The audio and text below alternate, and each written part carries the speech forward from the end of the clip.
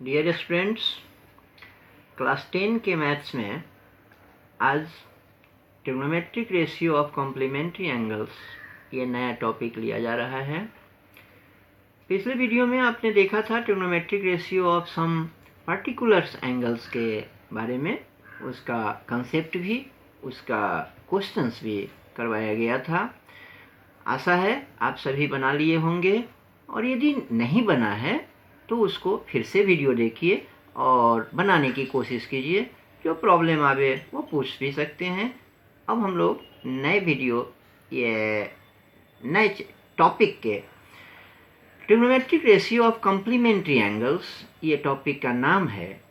सबसे मेन चीज़ आपको थोड़ा सा रिकॉल कराएंगे कि कॉम्प्लीमेंट्री एंगल्स होता क्या है।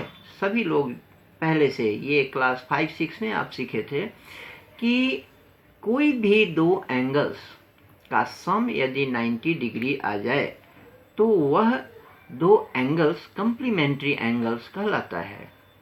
तो यहाँ पर उन कॉम्प्लीमेंट्री एंगल्स के लिए ट्रिग्नोमेट्रिक रेशियो कैसे चलता है, कैसे आपको देखना है इस वीडियो में। यहाँ पर कि कॉम्प्लीमेंट्री एंगल्स, मान लो कि एक एंगल हम लोग यहाँ पर यदि थीटा लें तो दूसरा एंगल क्या बन जाएगा, 90 माइनस थीटा।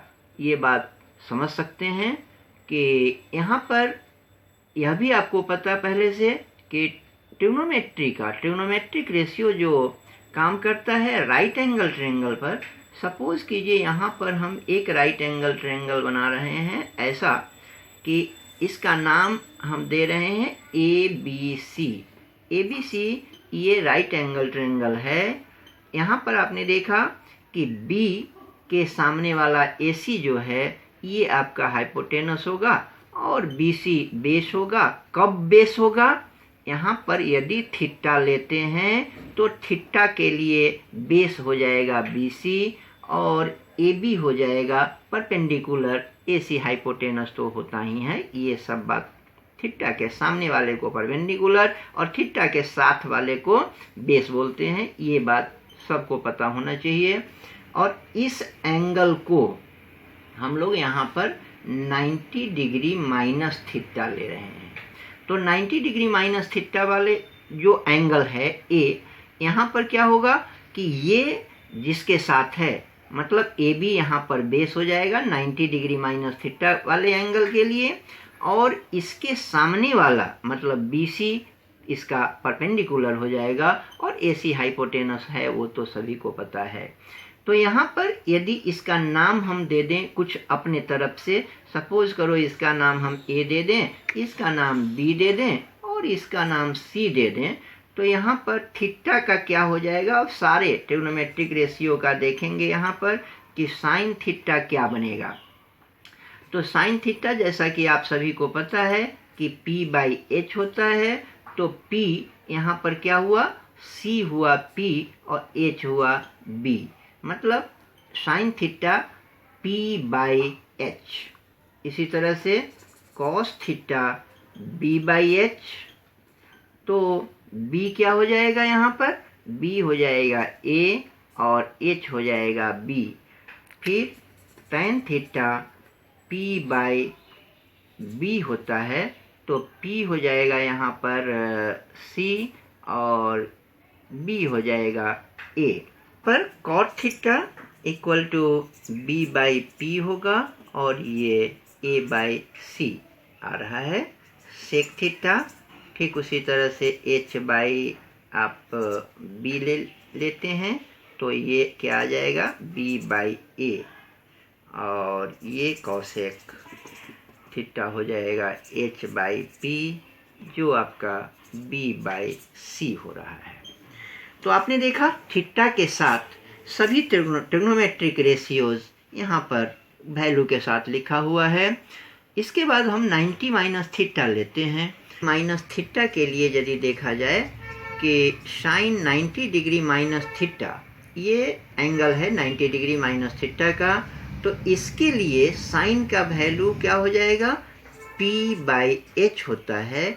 और यहाँ पर P कौन सा होगा इसके लिए, तो P आएगा A और यहाँ पर BC, और ये H होगा AC जो B के बराबर है, तो ये A/B आ रहा है।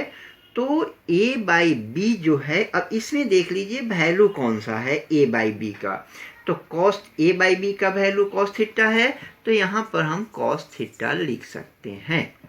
तो मतलब अब क्या आपने देखा कि sin 90 degree minus theta equal to cos theta. तो ये एक फार्मूला के रूप में हमें याद रखना है। ये देखिए आप, मतलब sin 90 degree minus theta equal to cos theta ये होता है। तो क्यों होता है, कैसे होता है, ये आपने देखा यहाँ पर। इसके बाद हम लोग cos 90 डिग्री माइनस थीटा के बारे में यदि सोचें तो ये B/H होता है, और इसका B क्या हो जाएगा, ये देखिए यहाँ पर B हो जाएगा C और H हो जाएगा B, मतलब C/B आया। ये 90 डिग्री के साथ 90 माइनस थीटा वाले एंगल के साथ का जो साइड है AB, ये इसका बेस हो जाएगा, और H आपका AC पहले से आप जान रहे हैं, तो C/B। अब यहाँ पर C/B का वैल्यू ले लीजिए, ये देखिए C/B साइन थीटा के बराबर पहले से आया हुआ है, तो ये साइन थीटा। मतलब क्या आपने देखा कि cos 90 degree minus theta equal to sine theta, और ये आपको याद रखना है कि cos 90 degree minus theta equal to sine theta होता है। यहाँ पर आगे हम लोग देखेंगे tan 90 डिग्री माइनस थीटा ये कैसे चलेगा। तो tan P/B होता है, और P इसके लिए कौन सा होगा, A होगा, और B कौन सा होगा, तो C होगा। तो ये A/C, और यहाँ देखिए A/C आपका cot थीटा के बराबर है, तो यहाँ से थीटा वाले वैल्यू में से हम A/C ये cot थीटा है। तो फार्मूला अब हमें बन करके मिल गया है कि tan 90 degree minus theta equal to cot theta. तो आपने देखा यहाँ पर कि tan 90 degree minus theta equal to cot theta के बराबर होता है। ठीक उसी तरह अब हम लोग cot 90 डिग्री माइनस थीटा ये क्या हो जाएगा, B/P, और ये C/A के रूप में आएगा, और C/A यहाँ पर tan थीटा के बराबर पहले से हमारा मिला हुआ है। तो ये आपने देखा एक नया फार्मूला फिर हमें मिल गया कि cot 90 degree minus theta equal to tan theta. तो यहाँ पर ये फार्मूला हमें मिला कि cot 90 degree minus theta equal to tan theta. इसके बाद हम लोग सेक के लिए देखेंगे, तो सेक 90 डिग्री माइनस थीटा ये होता है आपका H/B, और H/B मतलब H है आपका B और B है C। तो ये B/C आपका आएगा यहाँ पर B/C cosec थीटा आया हुआ है। तो ये यहाँ पर आपने देखा B/C cosec थीटा, मतलब सेक 90 डिग्री माइनस थीटा, ये आप देखिए sec 90 degree minus theta equal to cosec theta के बराबर आ गया हुआ है। तो ये फार्मूला के रूप में हमें याद रखना है कि sec 90 degree minus theta equal to cosec theta.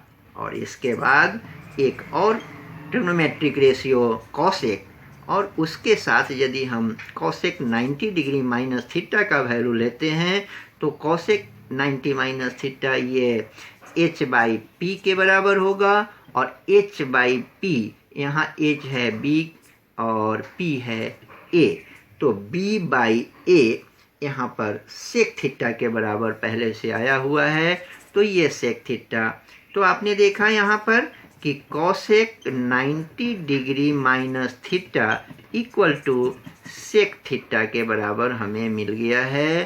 तो आपने यहाँ पर देखा कि trigonometric ratio of complementary angles topic में ये 6 नया फार्मूला आपके हाथ में फिर मिल गया। मतलब नंबर 1, ये फिर नंबर 2, ये नंबर 3, ये नंबर 4, ये नंबर 5 और ये नंबर 6। ये 6 फार्मूला आपको याद कर लेना है अच्छा से। कैसे ये फार्मूला बना आपके सामने आप समझ चुके हैं। अब ये 6 फार्मूला याद रखना है। पिछले जितने फार्मूला आप याद किए हुए हैं वो सभी भी इस चैप्टर में यूज होगा।